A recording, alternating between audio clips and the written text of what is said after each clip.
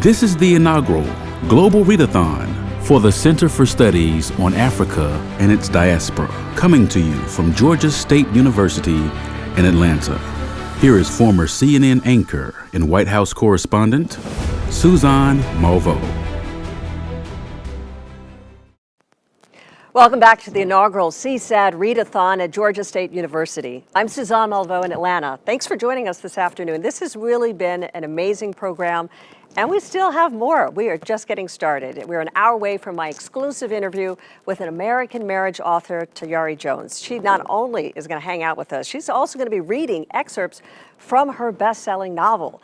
Well, I hope you'll stick around for that, but now we want to head over to the University of West Indies in Kingston, Jamaica.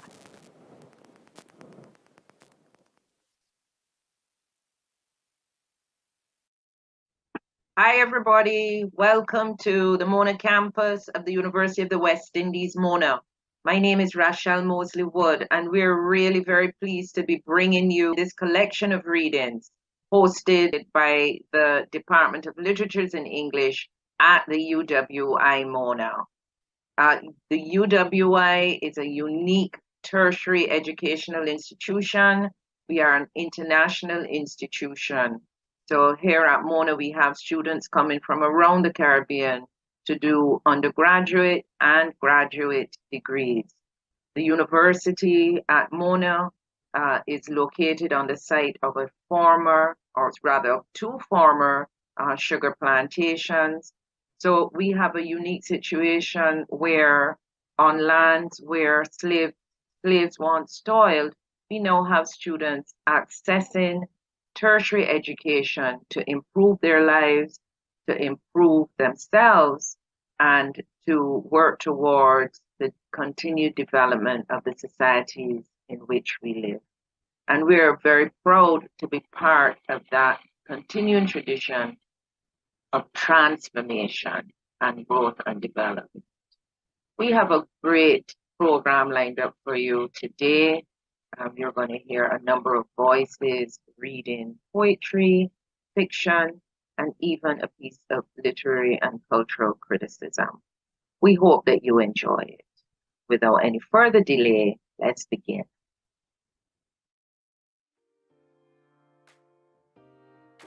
I will be reading the poem A Chant Against Death by one of Jamaica's former poet laureates, Mervyn Morris, found in his collection of poems titled I've Been There, Sort of. This poem was chosen as an opening act as a testament to what we believe Black diasporic literature is. It is a chant against death, preserving the histories and memories of those who came before us. Following this poem, I will be reading a brief extract from the Guyanese writer Gordon Rolaire's essay titled Articulating a Caribbean Aesthetic, The Revolution of Self-Perception. In this essay, Rollaire, who passed recently, outlines the various concerns of Caribbean art and its indebtedness to the resistance of slaves in the region, and their ingenuity in reforming communities and culture amid ongoing violence. A Chant Against Death by Mervyn Morris. For Aidan and Ruth. Say family, say friends, say wife, say love, say life, say learning, laughter, sunlight, rain, say cycle, circle, music, memory, say night and day, say sun and moon, say see you soon. All right. And now I'll be reading an extract from Gordon Rollaire's essay Articulating a Caribbean Aesthetic. During the period of slavery in the Caribbean, the selves of master and slaves, white and black, were prescribed by the rigidities of slavery and the plantation system. These were really imposed selves hardened by the fact that the system endured for over 3 centuries and was thorough in its methods, most of which were directed towards the restriction of human potential and the reduction of people to tools, objects. The limits within which Caribbean people lived were visible in every area of life. in the economics of primitive capitalism, which shackled the fragile island economies to that of the metropole, in the class stratification which resulted from the economic system and was reinforced by the factor of race, by the various slave codes or laws which anticipated the psychology of the modern concentration camp by several centuries. But the limits within which Caribbean people lived were most clearly visible in the need which the dominant race, class, and civilization felt to create and perpetuate stereotypes, systems of coercion, laws, and propaganda which reinforced stereotypes, education, both during and after slavery. There is no doubt that much was destroyed, much lost or obliterated. Many minds were shattered, most accepted and adapted to the limits which had been placed on human potential. Hence we have the role-playing black, the jive-ass black, the Uncle Tom stereotype, and the dozens of other well-known stereotypes which have existed since slavery and have gone through several cycles of permutation since emancipation. Du Bois, in several of his works, Ellison in Invisible Man, Edward Brathwaite in Rites of Passage, have all dealt with the phenomenon of the enduring stereotype. Frantz Fanon has given it psycho-philosophical definition in his now seminal testament, Black Skin, White Masks. The, quote, revolution of self-perception really began with the inner resistance of the slaves to the self imposed on them by the plantation system and slavery. In its most fundamental form, it was the refusal to be a thing, an object, a tool, mere chattel, the negation of a process of reification. The positive aspect of this revolution involved the constant affirmation of the validity of the submerged self. The self, to borrow Edward Kamal Brathwaite's phrase, in marinage, the marooned, submerged, and often subversive self. This self in marinage was affirmed in infinite ways. Thank you.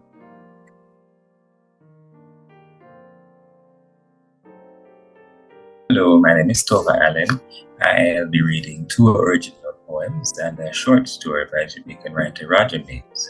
The first poem I'll be reading is entitled The Migrating Aroma of Bleach, and it was published in the London Magazine. The Migrating Aroma of Bleach. Saturday mornings are for the migrating aroma of bleach, for blue soap and fabric softener, for buckets balanced perfectly on the head, for sunlight glistening in the black lake of a boy's back, for trips to a standpipe meant to service a district of women who sit with folded frock tails to scrub sweat and secrets from garments.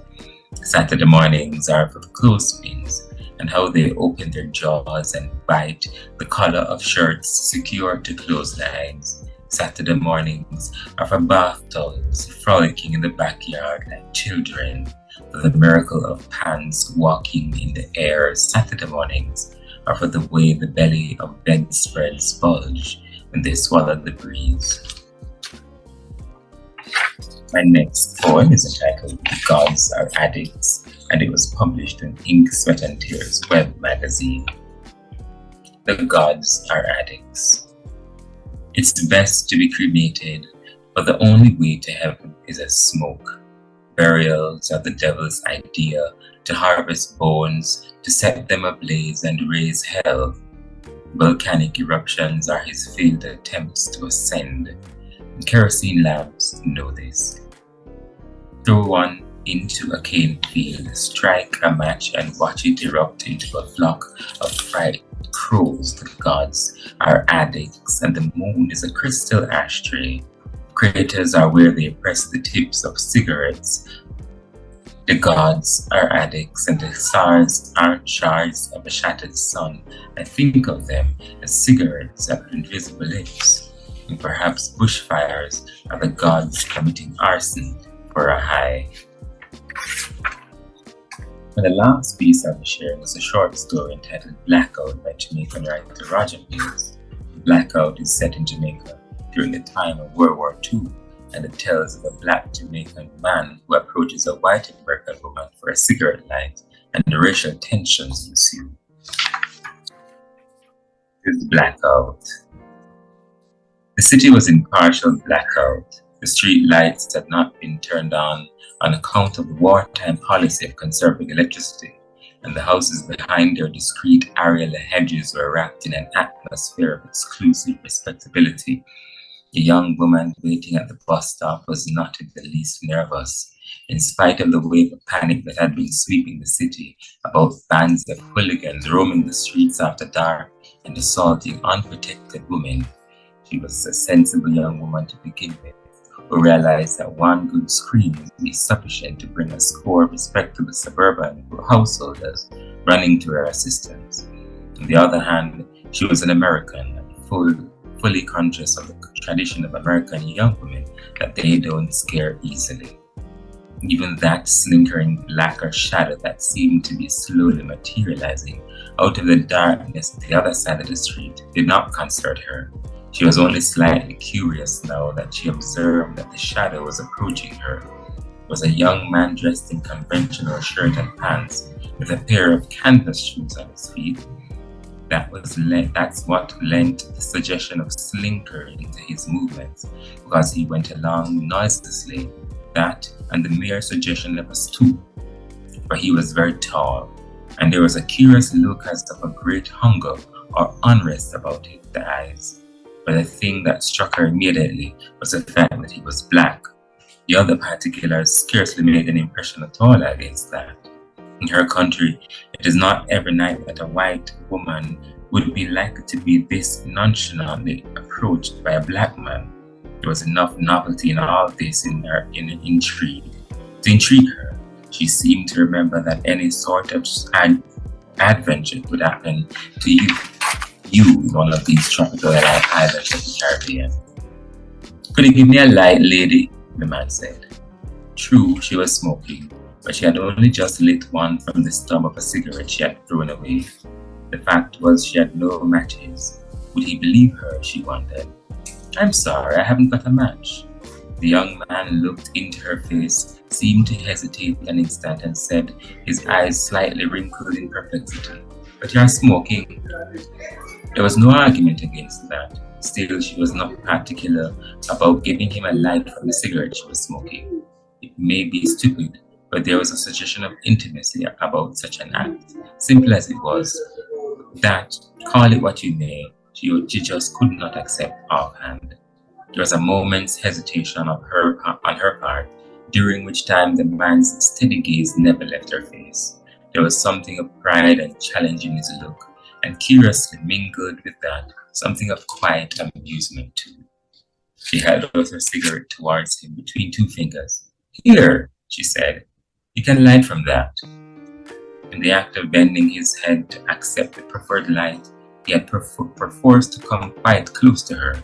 He did not seem to understand what she meant to take this delighted cigarette from her hand. He just bent over her hand to light his. Presently, he straightened up, inhaled a deep lungful of soothing smoke, and exhaled again with satisfaction. She saw then that he was smoking half of a cigarette that had been clinched and saved for future consumption.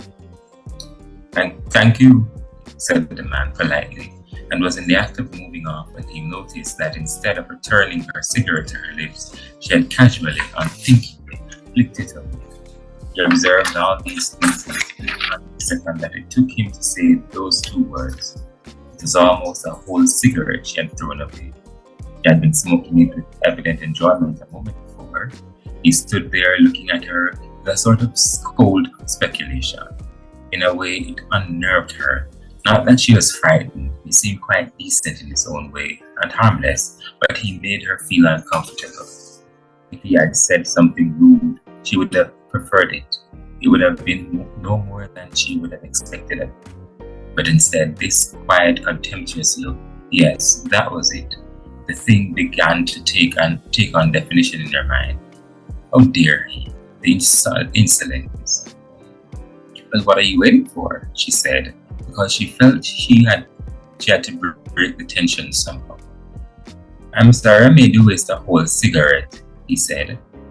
She laughed a little nervously. "It's nothing," she said, feeling a fool. "There's plenty more where that came from, eh?" "I suppose so." This would not do. She had no intention of standing at a street corner jawing with a black man. There was something indecent about it. Why didn't he move on? As though he had read her thoughts, he said, "This is a street, lady, it's public." Well, anyway, she didn't have to answer him. She could snub him quietly, the way she should have properly done from the start. "It's a good thing you're a woman," he said. "And if I were a man?" "As a man to man, maybe I'd give you something to think about," he said, still in the quiet, even voice. In America, they would lynch them for less than that, she thought. "This isn't America," he said. "I can see you're an American. In this country, there are only men and women. You learn about that if you stop here long enough." This was too much, but there was nothing she could do about it. But yes, there was. She could humor him. Find out what his ideas were about his question anyway. It would be something to talk about back home. Suddenly, she was intrigued. "So in this country, there are only men and women, eh?" "That's right. So to speak, there's only you and me. Only there's hundreds of thousands of us. We seem to get along somehow without lynchings and burnings and all that." "Do you really think that all men are created equal?" "It don't seem to me there is any sense in that.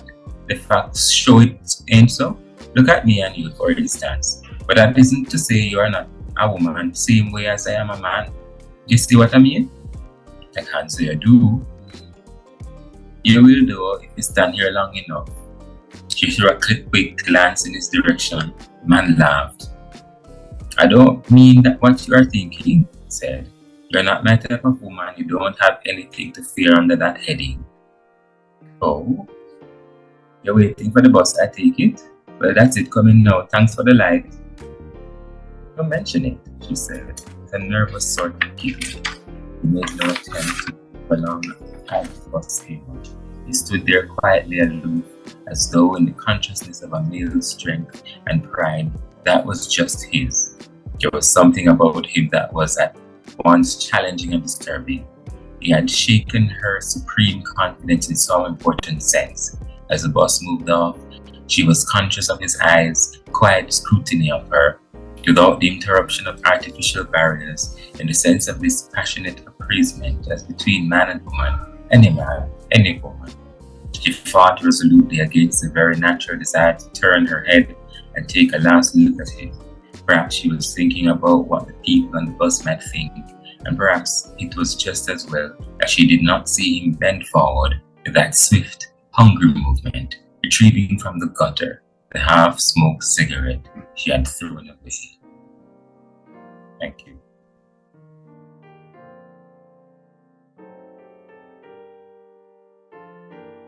Hello, my name is Jessie Mears and I am from St. Lucia. The following poem is called Malveaux by St. Lucian writer Vladimir Lucien from his collection Sounding Ground. Please note, Malveaux means dumpling, Creole means Creole, and Jot means soup.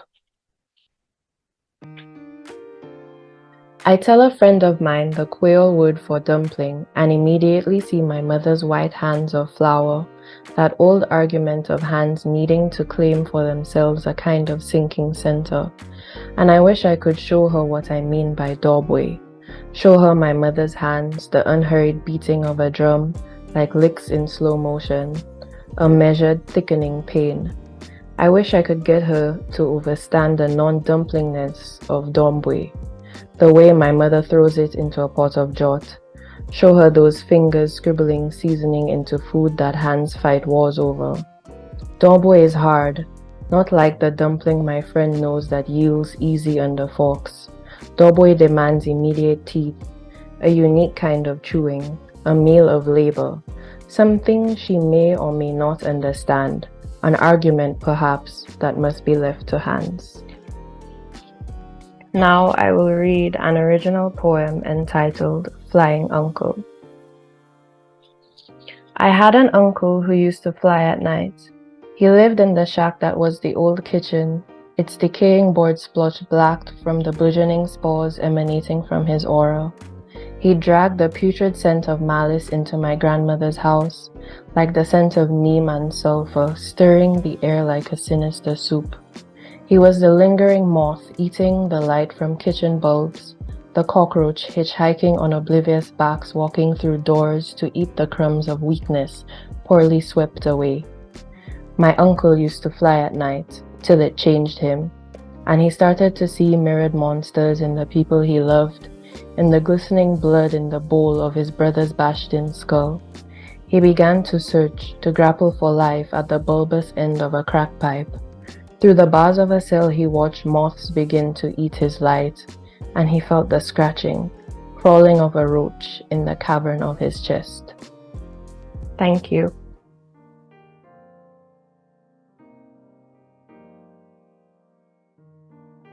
My name is Cornell Bogle, and I'll be reading an extract from Mermaid River by Alexia Arthurs. All those years later, my grandmother still went back to Mermaid River, though she hadn't let the water touch her in years.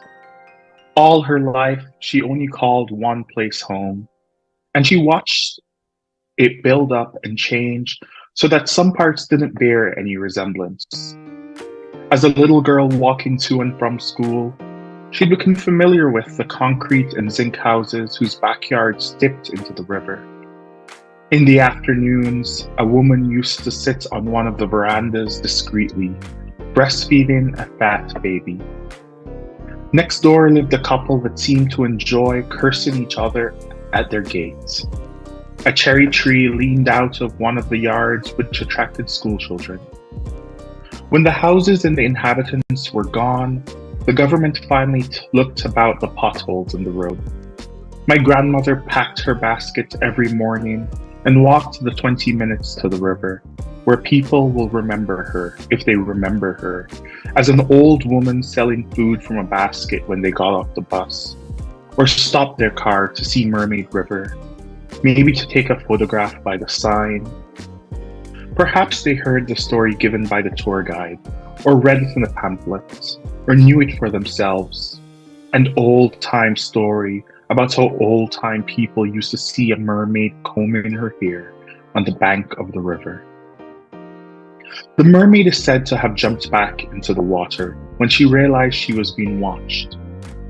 Welcome to Mermaid River, and in smaller print, no swimming, the rocks are sharp. Always, someone will dip his or her foot into the water, since the sign only for swimming. Only now does the history of that river sit on me. I realized that my grandmother had a world all her own, one that excluded me because I'd never thought of her as a little girl, or as anyone other than the woman who took care of me until the real woman who should have been taking care of me was set up good enough to send for me. The day after I helped my grandmother down at Mermaid River, I still had the fire lit under me, so I flung the coconuts against the cement at the back of the house. I cracked open tamarinds and, following my grandmother's instructions, folded them into little balls with sugar. I got to school a few minutes early and was shocked to see Roger Box playing cricket. At how he would level out his height, he turned out to be the strongest cricket player in our school, and he brought me along.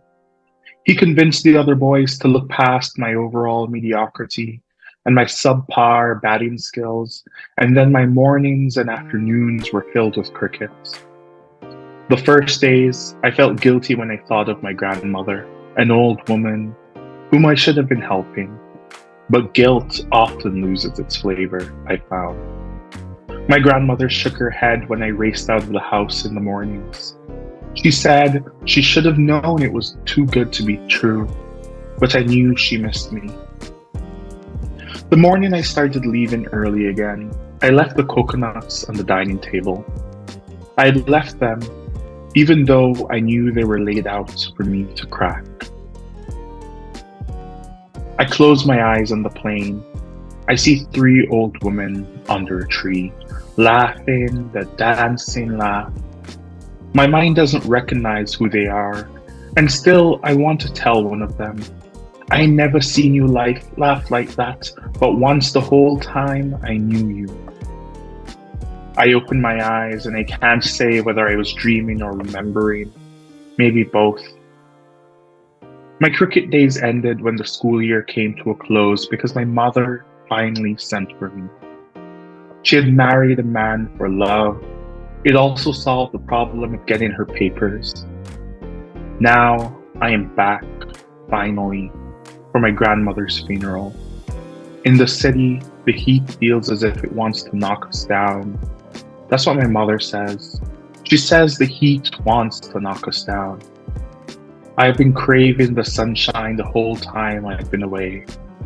On our way from the airport, my mother convinces the taxi man to stop in the city. All because my stepfather wants oxtail from a restaurant he ate at when he visited the island with another woman, long before he knew my mother. My stepfather says he has been thinking of the oxtail for the past 7 years. I see my mother look at him because she cooks oxtail in New York whenever he wants it. I see the look she gives him and I understand because I am her child. The look passes and then my mother's telling my stepfather to buy enough oxtail for all of us. This is how my mother and I are alone in Kingston, Jamaica. Such a small place on the globe in my world history class that if you aren't careful, you can easily miss it. At that market, there are so many people, most of them trying to sell us something. There's a man selling string crafts. He has stacked them up on top of his head, and he's shouting that the crafts are patterned into the hummingbird, the national bird. There's a woman selling bami from a basket on her head. There are fruit stands and men roasting meat, corn, and yams. My mother's head is turning to look at everything and everyone because she so badly wants to use the spending money she budgeted. Long after my mother and I have eaten, my stepfather is still sucking the oxtail bones. The taxi is driving my mother, my stepfather, and me to my grandmother's house, where we will meet relatives before the funeral tomorrow. Even though I'm waiting to see Mermaid River, I almost miss it, because on the other side of the street, there's a tree, and behind the tree is a blue house that used to be painted yellow. There is no longer a sign that reads, "We sell hot, good food." There are no old women laughing a dancing laugh. I can't remember this, but my grandmother used to say I would sleep on her breast after my mother left. I cried when she put me in bed by myself, so she put me in bed next to her. She said I used to fall asleep with my head in one of her breasts.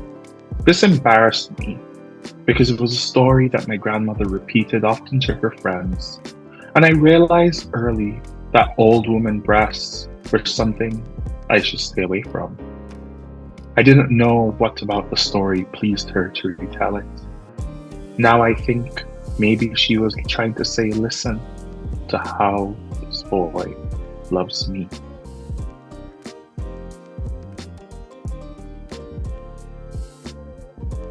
Hello, my name is Blair Santos and I am from Belize.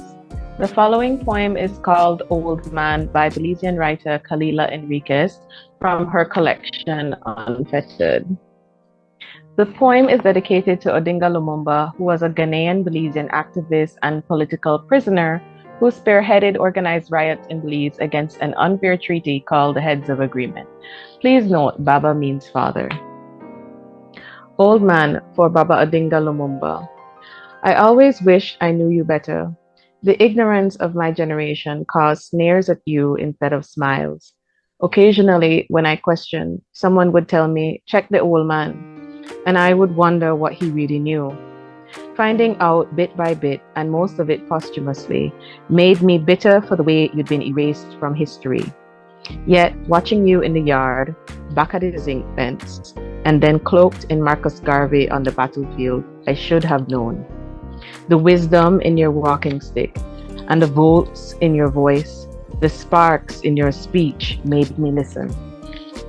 Heads of Agreement was before I was born, but hearing the stories, I could support your cause, would have thrown the first stone with you. I never believed in repatriation. Louise Bennett said, you have to come from somewhere first before you could go back there.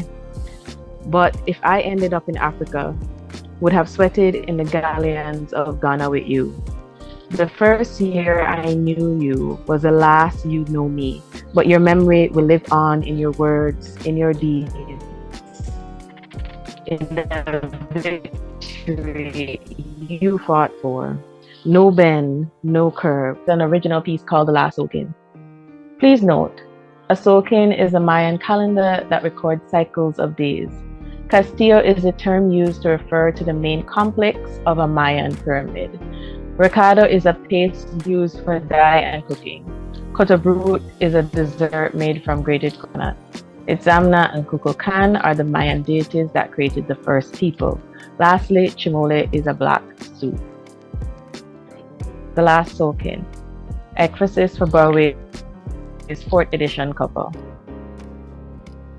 We see mountains like blue lightning, like the Castillos of Caracol and Cajalpech painted in red recado, in the blue of a cloudless sky, in the green of undisturbed mounds, in the black scar of fires we didn't start, encroaching upon the heels of a plant yet to be named in Latin, surrounding fallen mami, their orange building a gradient into the brown of the brittle forest floor, like the surface of Cotobrut. We see all this buried under the sea, reduced to a feeding ground for an invasive common carp that's already eaten a yellow mountain of corn that Masa, Itzamna, and Kukulkan sculpted into the keepers of days. Now feasting upon the black mountain as if gulping chimole without appreciating the taste, the big fish sprouts appendages and horns like a Spanish bull. Its belly swells and the sea rises, swallowing red volcanoes and their new keys, and soon the last mountain will be swallowed, gasping at clouds. It's going black like rotten bananas or coal, burning with fear, because we see a star-spangled stingray flying, circling, that will soon skewer the last of us. Thank you. Hi there, my name is Yashika Graham. I am a Jamaican writer and visual artist, and today I will be reading 3 poems. The first is titled Where I Come From, and it's by Jamaican writer and former poet laureate Lorna Goodiston from her collection Golden Grove. It is titled Where I Come From, and it speaks to the relationships between knowledge, orality, tradition, and gender, and how often these relationships are overlooked or misrecognized. The second poem is Exile by Jamaican writer, dancer, actor Dennis Scott from his collection Uncle Time, and it speaks to the at times painful narratives of migration and the distance it creates between self and family and community. Finally, I will read an original poem titled Postcard from Fort Worden on Belonging and Dislocation. It appears in Pre-Lit and is also forthcoming in my first collection of poems, Some of Us Can Go Back Home. I begin with Lorna Goodison, Where I Come From. Where I come from, old women bind living words across their flat chests, inscribe them on their foreheads and in the palms of their hands. If you don't have the eye, to you, they just look like third world women with nothing much. Under their clothes, on white calico belly bands, they have transcribed ancient texts which soak into their stretched loins.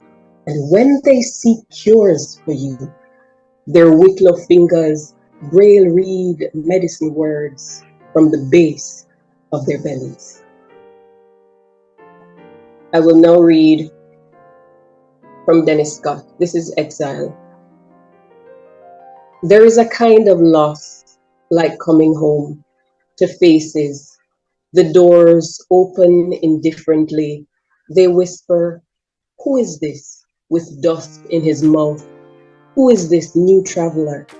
Tell us of birds migrating the dull sky, half the world round, of Ithaca and the tiered beast of that foreign city you sent your pale card from. There are patterns to assure us. At table, familiar spices, the garden, hardly greener, but something has changed.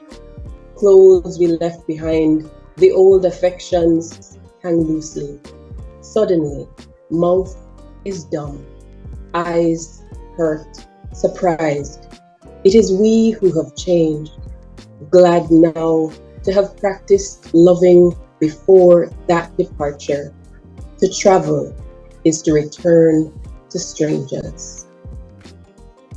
Finally, this is an original Caribbean postcard from Fort Worden. My teacher says, occupy any seat in the schoolhouse. I pretend to be under Bronze Madrona near Alexander Castle. She walks the room issuing postcards of tigers, birds, places towering over water. For me, she gives a lighthouse card with sparks of reds, whites, ocean coming in, and I think I spot Jamaica in the underglow. Teacher says, rip your card, and I do not. The graying woman who borrowed my pencil bites her bird. Tell me what it feels like, my teacher says. And one man with a tiger's eye in his left hand says he thought of old faces overgrown with ivy, rusting. I fold, wary of losing another place, allowing the column of white to mask the lilies, the sea grapes, saving the tower as evidence of something inland. But I fold again and fracture the stones, consume the sea. Again, my teacher says, and my island goes white under me. Thank you. Hello, I'm Lisa Brown, and I will be reading an extract from part 2 of The Last Wonder Woman, called O Zion, Hear These Words, by Jamaican writer Kai Miller. It is a well-known fact in Jamaica that several men and women born between 1920 and 1960 were saddled with names their parents never intended them to have. In almost every instance, this was the postmistress's mistake. For if a child was born at home, the parents could simply go to the post office and fill out a form. If they were illiterate or just could not be bothered, they would have the postmistress fill it out for them. This led to all kinds of misnamings. Sometimes the postmistress simply heard wrong.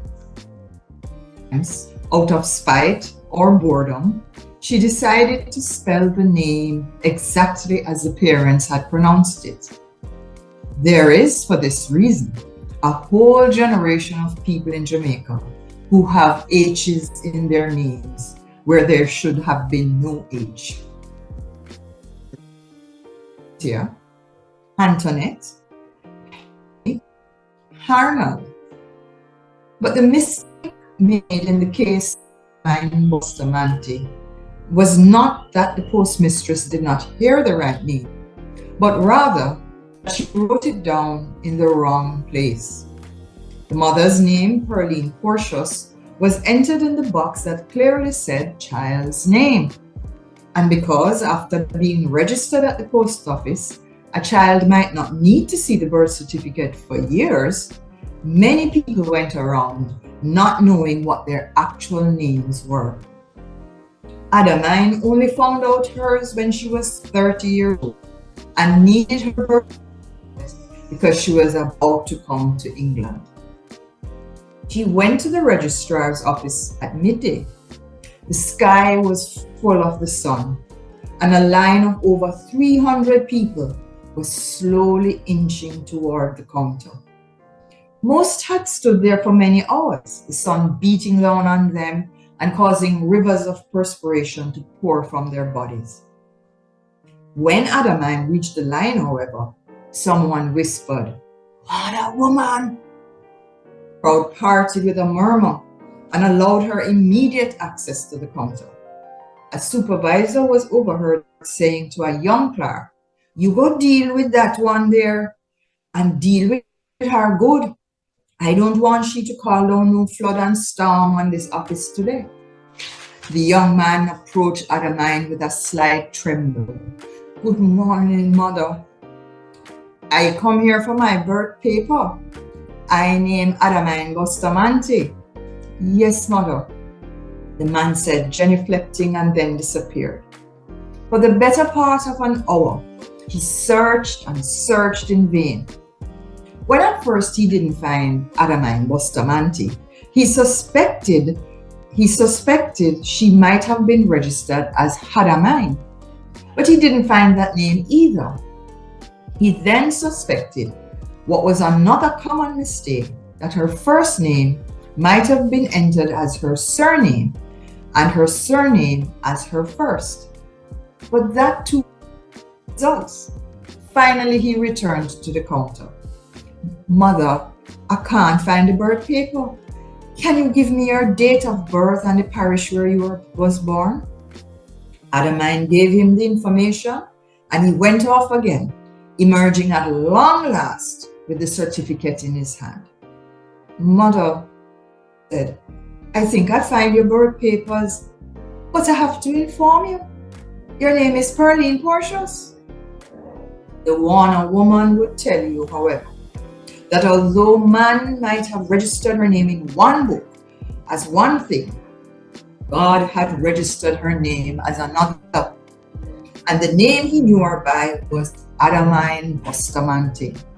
She knew this because this was the name she heard being called one night after Mother Lazarus had died, when she woke up suddenly, stepped out of the gate of the leper colony, and into another life.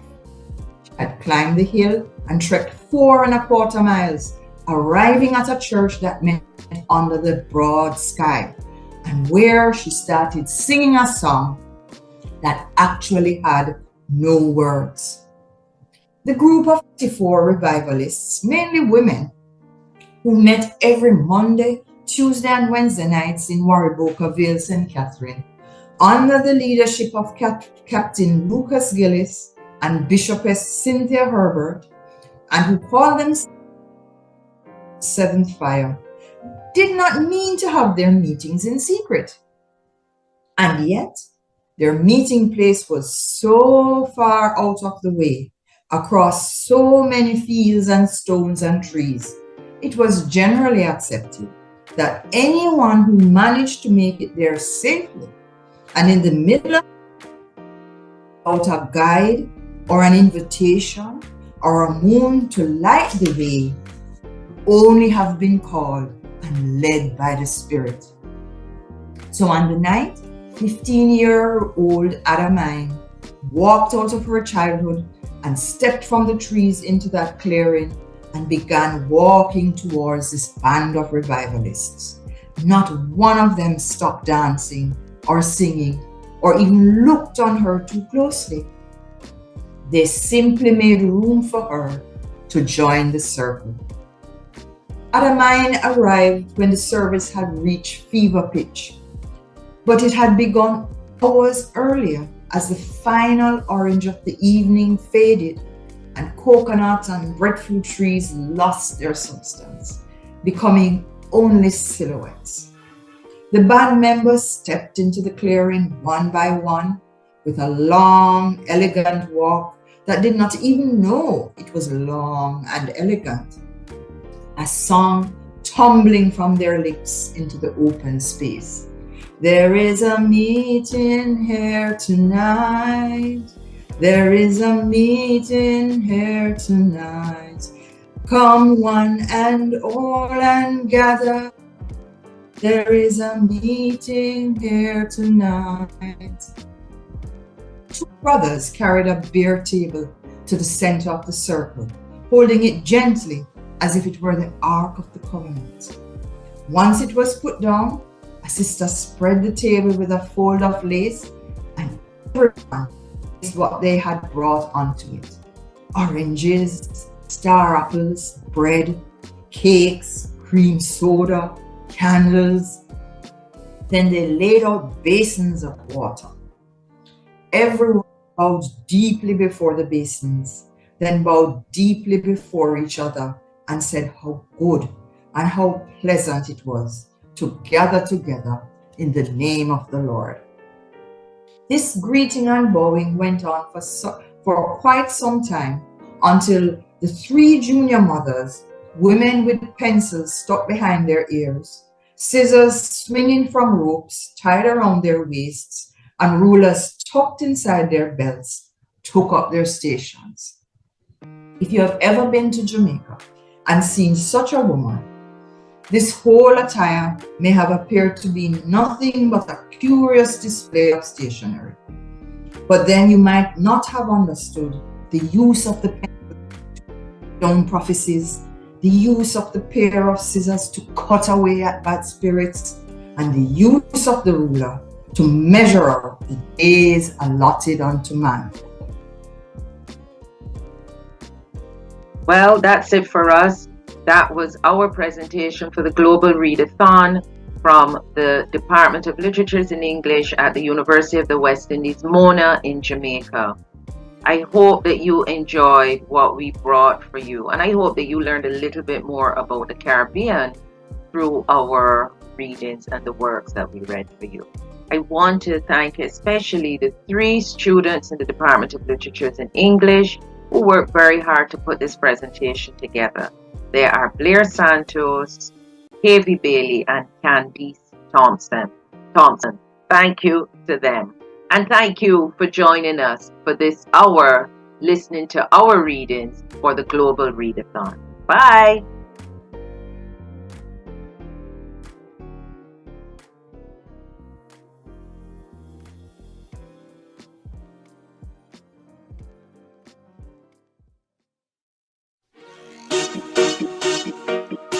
Yeah, man, reggae music. Roots Impact. Ready. Long time. Tell them Makalayan I'm being gay. I said we're ready now, please get out of the way. Reggae music. I said we're ready now, please can we start today? Give them the sweet reggae music. I said we're ready now, please get out of the way. Reggae music. I said we're ready now, please can we start today? Give them the sweet reggae music. I said we're stepping in hot. Tell them say we're ready and we're not turn back. I say we're stepping in cool and deadly. So anything you want to do, we did it when you're ready. Watch it, make me play the cat a jump. Play it on the rhythm, got the rhythm off a bun. Look how my friend, them a play them guitar. Them a play it long time, so you fi know them a star. I said we're ready now, please get out of the way. Reggae music. I said we're ready now, please can we start today? Give them the sweet reggae music. I said we're ready now, please get out of the way. Reggae music. I said we're ready now, please can we start today? Give them the sweet reggae starting from today. For anywhere you see we reggae music copy play. No matter what the circumstances may bring. Say positive message in the song them where we sing. We do this for the love, we not go do this for no bling. We beat wicked drum and give Isis to the king. Them can't hold we down, yes we are going hold the fight. There's no need to hate cause everything up to date. We're ready for the world, we not go procrastinate. I said we're ready now, please get out of the way. Reggae music. I said we're ready ready now, please can we start today? Give them this sweet reggae music. I said we're ready now, please get out of the way. We are gonna chant reggae music. I said we're ready now, please can we start today? Give them this sweet reggae music. We see the masses skanking in the rain. You feel the music running through your vein. The music hit you and you feel no pain. You say you want get hit with it again. This kind of music got me skanking it easy. The rhythm section with the gitsy and keysy. Look how my friend, them a play them guitar. Them a play it long time, so you fin know them a star. I said we're ready now, please get out of the way. We are gonna chant reggae music. I said we're ready now, please can we start today? Give them this sweet reggae music. I said we're ready now, please get out of the way. I said we're ready now, please can we start today? Give them this sweet reggae music.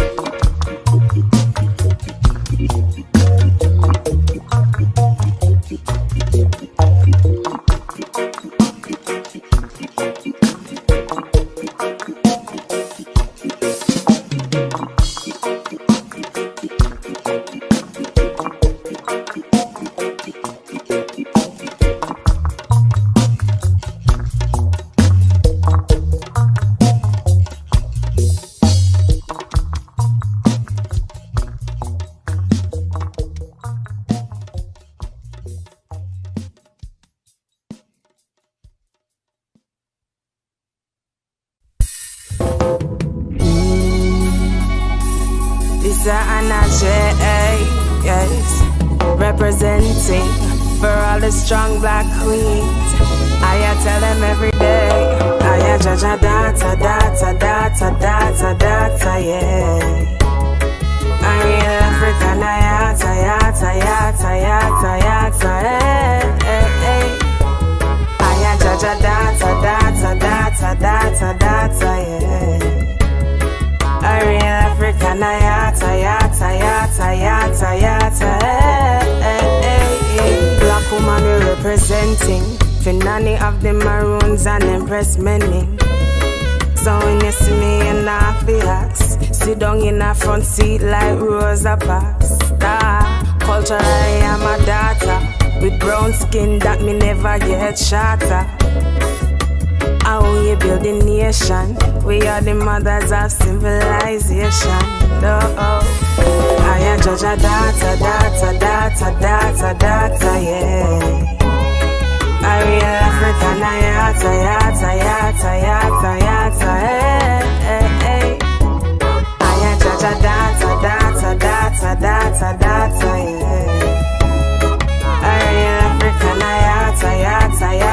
yeah. I real African, hey. We got the pearly white smile, we're the mothers of the Nile. Natural beauty, check me hairstyle. Cocoa butter skin, look how my brown. My king come help me put on my crown. And no matter what the circumstance may bring, they will never see me frown. Now I judge a data, yeah. I real African, hey.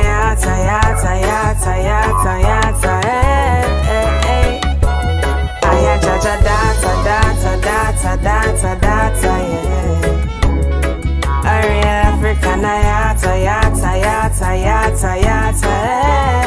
hey. Black woman we representing. Finani of the maroons and impress many.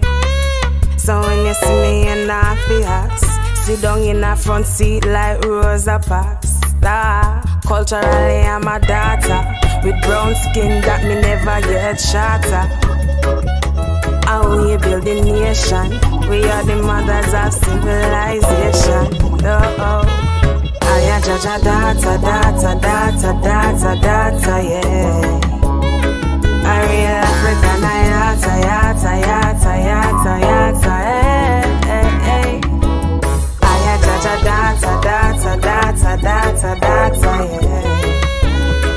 A real African yata, yata, yata, yata, yata, hey, hey, hey.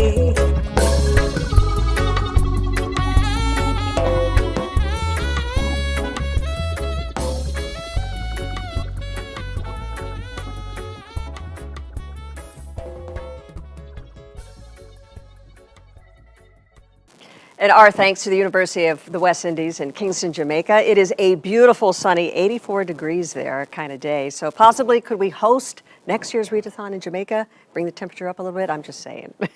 The University of the West Indies recently ranked as one of the top universities in the world by the British magazine Times Higher Education.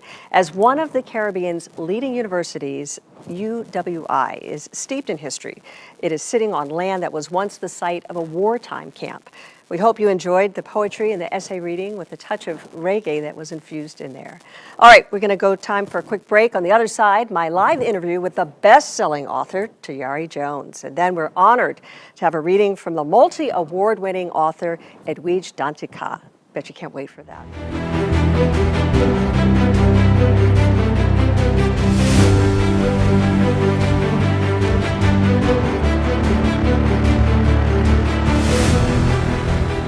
This is the inaugural Global Readathon for the Center for Studies on Africa and Its Diaspora, coming to you from Georgia State University in Atlanta.